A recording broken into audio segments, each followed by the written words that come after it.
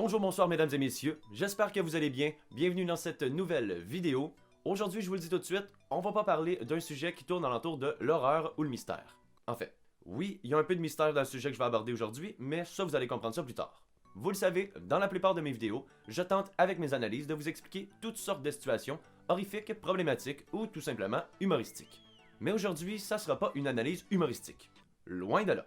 Parce que j'ai eu l'idée de vous préparer une petite analyse sur les problèmes que je rencontre dans la vie de tous les jours avec ma maladie. Ouais, c'est peut-être un peu trop hard. J'avais le goût depuis longtemps de vous faire une vidéo là-dessus, mais à chaque fois je me disais, ça va pas intéresser les gens, ça vaut pas la peine que j'en parle, ou tout simplement, la vidéo se fera pas écouter, mais finalement j'en suis venu à la conclusion qu'il faut que je vous en parle et que je vous fasse connaître cette maladie rare, encore inconnue. En fait, pas tout à fait inconnue, mais ça aussi vous allez le comprendre plus tard. Je vis maintenant depuis 7 longues années avec une maladie qui est très difficile à supporter. Je vous cacherai pas, des fois juste sortir de chez moi, c'est un défi. Et une chance que j'ai une blonde qui comprend mon état de santé parce que sinon c'est simple, je pourrais pas avoir de vie de couple. Cette maladie s'appelle la céphalée de Horton et d'Arnold.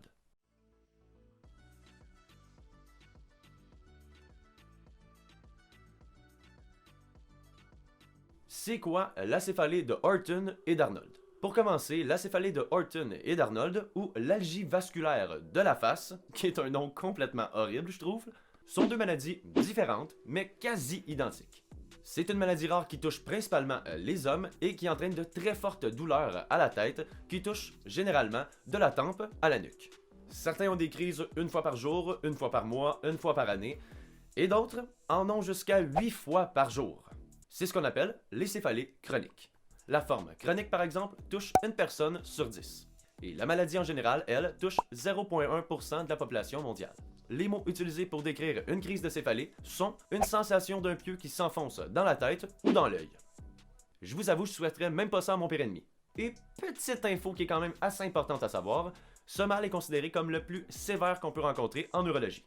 Le docteur Peter Godsby, professeur de neurologie à Londres, a même indiqué que la céphalée d'Horton est la pire douleur qu'un être humain puisse endurer. C'est tout simplement horrible. Et ce sont ses mots. C'est simple, le mal est tellement douloureux qu'on la surnomme tristement la migraine du suicide, en raison des nombreuses personnes qui se sont enlevées la vie, incapables de vivre avec cette douleur. Maintenant que j'ai attiré votre attention, je vous entends déjà me demander qu'est-ce qui se passe durant une crise de céphalée. Eh bien, laissez-moi vous énumérer tous les symptômes. On commence par une intolérance à la lumière, au bruit et aux odeurs. Des nausées qui amènent à des vomissements, des vertiges, des troubles de vue visuelle comme un voile noir qui s'installe sur ton œil, des larmes avec une narine bouchée ou qui coule, une paupière qui gonfle, une rougeur à l'œil. Bref, comme vous pouvez le constater, la douleur empêche de vivre normalement. Durant les crises, il est fréquent que les gens gémissent, se prennent la tête et se la tapent contre les murs pour atténuer la douleur. Ça a l'air fou comme ça, mais je vous assure qu'à un moment, on croit que c'est la dernière chose qui peut nous aider. Après une crise, le corps est complètement exténué.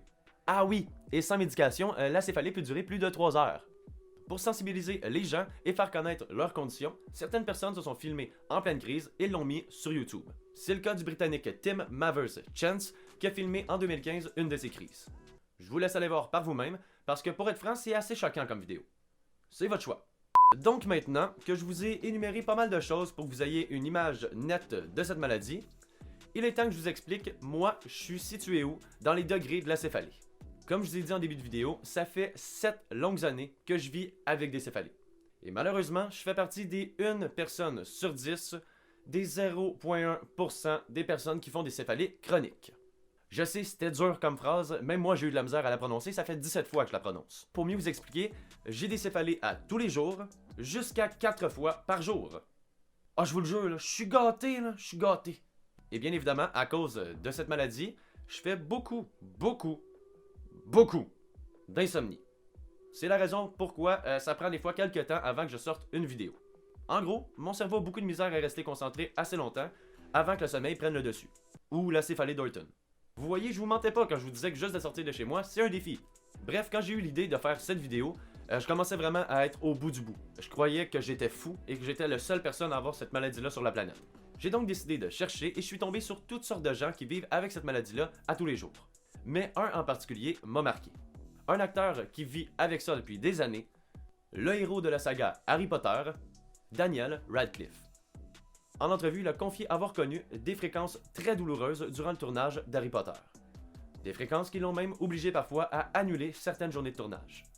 Et pour ceux qui pensaient que j'allais finir cette vidéo en vous expliquant qu'est-ce que c'est que cette maladie, eh bien on n'en a aucune idée. Parce que même les médecins ne savent pas d'où elle vient. Mais par contre, ils croient que ça pourrait être un dérèglement de l'hypothalamus. Inquiétez-vous pas, moi aussi quand j'ai lu le nom pour la première fois, je me demandais c'était quoi. L'hypothalamus, c'est une glande du cerveau qui s'occupe des cycles d'éveil et de sommeil et qui active les nerfs responsables de la douleur dans le visage.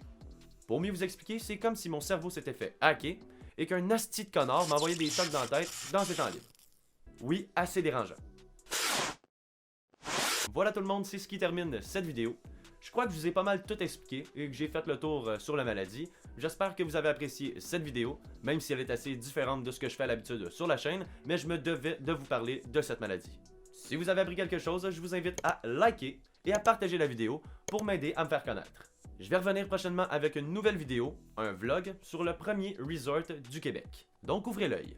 Merci d'avoir regardé la vidéo, prenez soin de vous et n'oubliez pas, Istobec, grâce à vous, ce n'est qu'un début.